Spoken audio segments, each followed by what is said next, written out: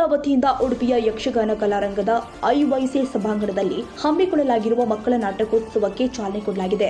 ಬಿಂದು ರಕ್ಷಿತಿ ಅವರ ನಿರ್ದೇಶನದ ಆರೂರು ಮೊರಾರ್ಜಿ ದೇಸಾಯಿ ವಸತಿ ಶಾಲೆಯ ಮಕ್ಕಳಿಂದ ಮೃಗ ಮತ್ತು ಸುಂದರಿ ನಾಟಕ ಪ್ರದರ್ಶನಗೊಂಡಿದೆ. ಜೊತೆಗೆ ವರದರಾಜ್ ಬಿರ್ತಿ ರಚಿಸಿ ರೋಹಿತ್ ಎಸ್ ವೈಖಾಡಿ ನಿರ್ದೇಶಿಸಿದ ಕೊಕ್ಕರ್ಣಿಯ ಕರ್ನಾಟಕ ಪಬ್ಲಿಕ್ ಸ್ಕೂಲ್ನ ಮಕ್ಕಳಿಂದ ವಿಜ್ಞಾನ ನಾಟಕ ಕ್ಯೂರಿಯಸ್ ನಾಟಕ ಪ್ರದರ್ಶನಗೊಂಡಿದೆ.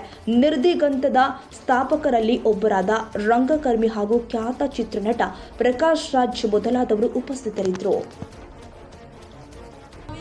ಏನೇ ಆದ್ರೂ ನಮ್ಮದು ಲಕ್ಷ್ಮಿ ಹಣ ಮಾಡಿ ಹೇಳ್ತದೆ. ಈ ಶೆಟ್ಟಿದು